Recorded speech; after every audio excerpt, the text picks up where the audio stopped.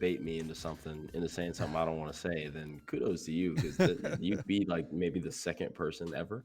Um, so yeah, as like you mentioned, we were talking in the break, and the Lamar Jackson question is interesting, right? Like people always feel like an MVP validates you or a Super Bowl validates you, um, and the reality of it is that's not the case. And so I've said I've never been one to say, "Oh, Lamar Jackson's a running back or a wide receiver."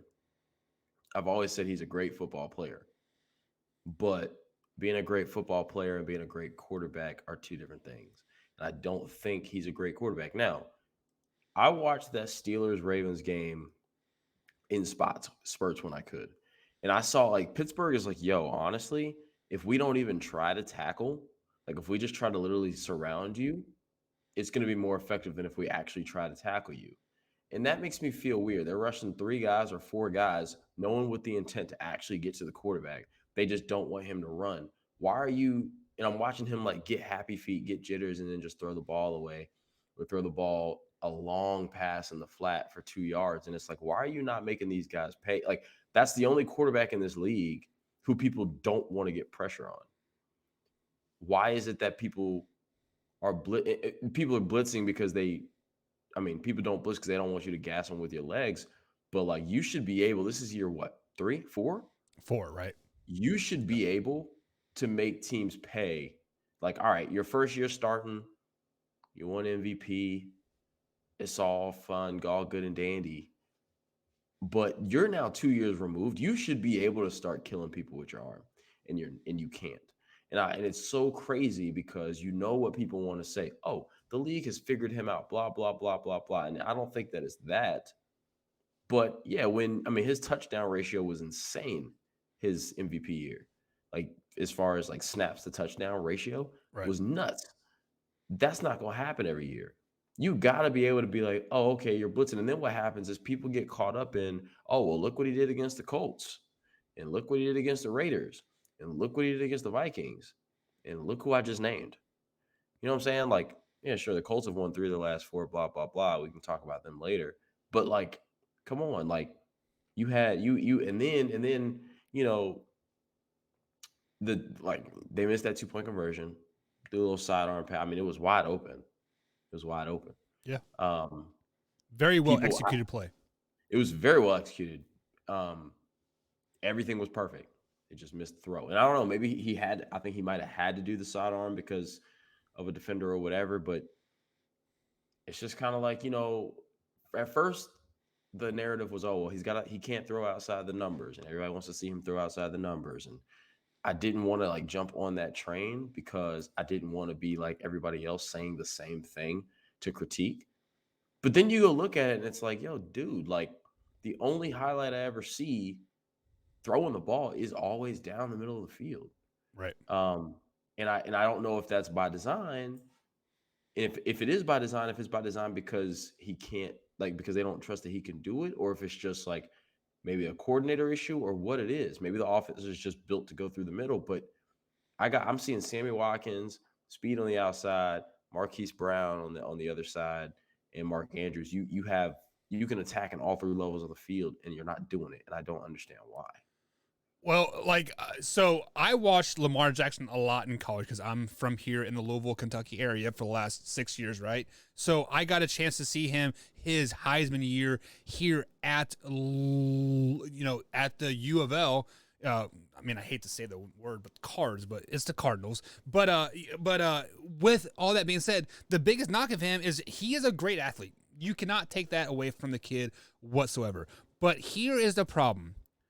When he has no pressure on him, when he has to think and he has to actually have to progress from step 1 to step 2 to step 3, he is not a good quarterback. It's simple as that. He is not a good quarterback. And the reason why he does not throw outside the hashes is because he does not have the arm strength to do so.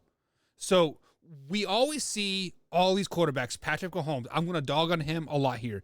He is playing arguably the worst quarterback or the worst season that he has had in his young 4-year life, right? But if you watch him play, all of his throws that should be routine, he's not making them routine. He is dropping down at a 3/4 angle. He's trying to flip it underhand. And that's because they practice all this stupid stuff so much that the routine stuff just doesn't become easy anymore. So I wonder, the Baltimore Ravens, they brought in that offensive passing guru guy. I forget his name. It's Gus somewhere, like Gus Edwards. I don't know, but he was supposed to help Lamar Jackson become a great quarterback. And I think maybe they're putting too much pressure on him. They are making him think way too much. So therefore, when he has to think, he kind of like he spazzes out. So He so in Lamar Jackson, Patrick Mahomes, they fit in this mold. Josh Allen is dangerously close to this as well. They thrive in backyard football. yes, They thrive when there's no structure. They thrive when it's chaos, because they're in control, because they have the ball. What happens is going to be solely based on them. Everybody else is reactionary. Your receivers are reactionary to the quarterback, and then the defenders are reactionary to the receivers. And so the defenders are always two steps behind the quarterback. That's why that stuff works so much. But when it's like, hey, no, no, no, you're going to have to execute, that's when it becomes a problem. As we've seen it with we've seen it with Mahomes this year.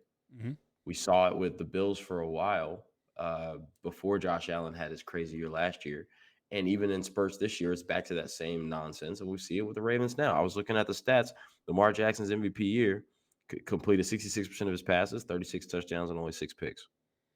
Then you go last year, only completed 64% of his passes, 64.4, 26 touchdowns, 9 picks. Less touchdowns, more picks. Then you come to this season, he's completed 64% of his passes, 16 touchdowns, 13 picks. He had 4 against Cleveland. I don't know where the heck he gets off getting 4, throwing 4 against Cleveland. Um, and when you're a quarterback who you're dual threat, and it's getting to the point. Remember the knock with Deshaun Watson a while back was he was trying to run too fast. Like he wasn't like letting the plays develop. It was, oh, okay, nothing's over. I'm just gonna go. right. And it's like I feel like Lamar's in that's like you're so good running the ball that it's kind of like, well, shoot, like I'm better running it than I am passing it. Maybe I should just look like it's gonna be like this isn't Madden. You know what I'm saying? In Madden, you can go run all your receivers deep and just go scramble around and go get however many yards, but you can't do that in the pros. It doesn't work that way. So when you got a division in which you got Miles Garrett, Jadeveon Clowney, and you got T.J. Watt, um, it's not a one of those things where you just gonna be out here just kind of having your way.